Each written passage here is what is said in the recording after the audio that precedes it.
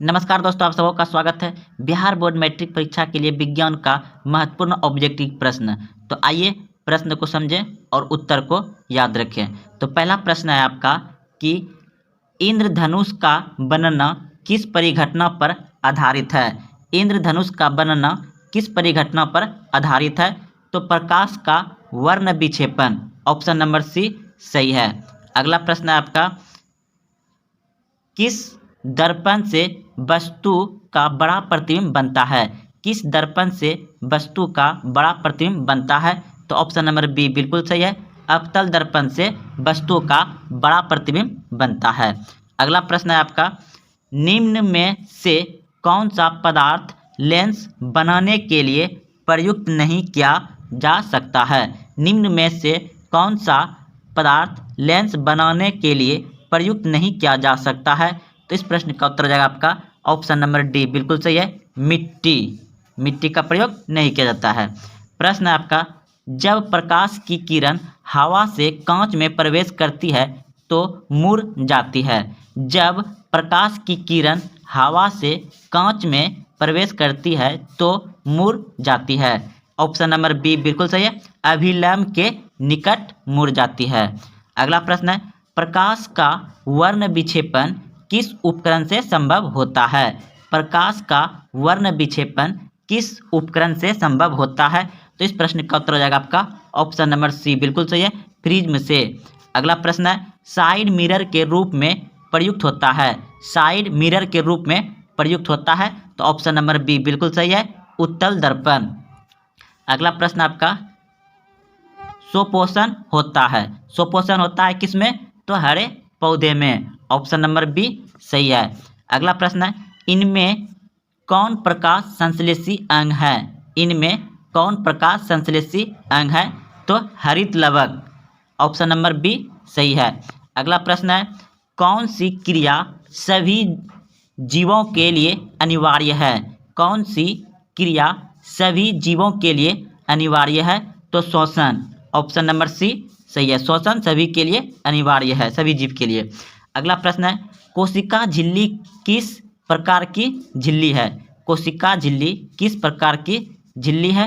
तो अर्धपरागमीय झिल्ली है। ऑप्शन नंबर सी सही है। अगला प्रश्न है, ईस्ट किस वर्ग का एक कोशिकीय जीव है? तो कवक। ऑप्शन नंबर बी बिल्कुल सही है, ईस्ट किस वर्ग का एक कोशिकीय जीव है? तो कवक। अगला प्रश्न है, दही के जमने में निम्नलिखित में कौन सी क्रिया होती है? दही के जमने में निम्नलिखित कौन सी क्रिया होती है? तो Q1 क्रिया होती है। ऑप्शन नंबर सी बिल्कुल सही है। प्रश्न है, श्वसन क्रिया के दौरान कितने प्रतिशत ऊर्जा ताप के रूप में निष्कासित होती है? तो इस प्रश्न का उत्तर हो जाएगा 20%। अगला प्रश्न है, रक्षी कोशिका पाई जाती है। रक्षी कोशिका पाई जाती है कहाँ? पत्ती में। ऑप्शन नंबर बी सही है। अगला प्रश्न है, प्रकाश संश्लेषण द्वारा किसकी प्राप्ति होती है? प्रकाश संश्लेषण द्वारा किसकी प्राप्ति होती है? तो ग्लूकोज की। ऑप्शन नंबर सी सही है। अगला प्रश्न है, वह कौन सा प्रक्रम है जिनके द्वारा शरीर में ऊर्जा का उत्पन्न होता है? तो पोषण। ऑप्शन नंबर बी सही है। अगला प्रश्न है आपका, स्त्री में लिंग गुणसूत्र होते हैं। स्त्री में लिंग गुणसूत्र होते हैं तो XX। ऑप्शन नंबर ए सही है। पुरुष में लिंग गुणसूत्र होते हैं। पुरुष में लिंग गुणसूत्र होते हैं तो YX। ऑप्शन नंबर बी सही है। अगला प्रश्न है, रंपा विद्रोह हुआ। रंपा विद्रोह कब हुआ? तो रंपा विद्रोह हुआ था 1916 ईस्वी में। रंपा विद्रोह कब हुआ था? 1916 ईस्वी में। अगला प्रश्न है, महात्मा गांधी ने किस पत्रिका का संपादन किया था? महात्मा गांधी ने किस पत्रिका का संपादन किया था? तो Young India. Option number C बिल्कुल सही है, यंग इंडिया का। अगला प्रश्न है, गदर पार्टी की स्थापना किसने और कब की? गदर पार्टी की स्थापना किसने और कब की? तो इस प्रश्न का उत्तर हो जाएगा लाला हरदयाल 1913 ईस्वी में गदर पार्टी की स्थापना की थी। अगला प्रश्न है, जलियांवाला बाग हत्याकांड किस तिथि को हुआ था? 13 अप्रैल 1919 ईस्वी को हुआ था। अगला प्रश्न है लखनऊ समझौता किस वर्ष हुआ? लखनऊ समझौता किस वर्ष हुआ? तो 1916 ईस्वी में हुआ था लखनऊ समझौता। अगला प्रश्न है आपका कि बोल्शेविक क्रांति कब हुई थी? बोल्शेविक क्रांति कब हुई थी? तो नवंबर 1917 में हुआ था। बोल्शेविक क्रांति कब हुई थी? नवंबर 1917 में। अगला प्रश्न है लाल सेना का गठन किसने किया? लाल सेना का गठन किसने किया?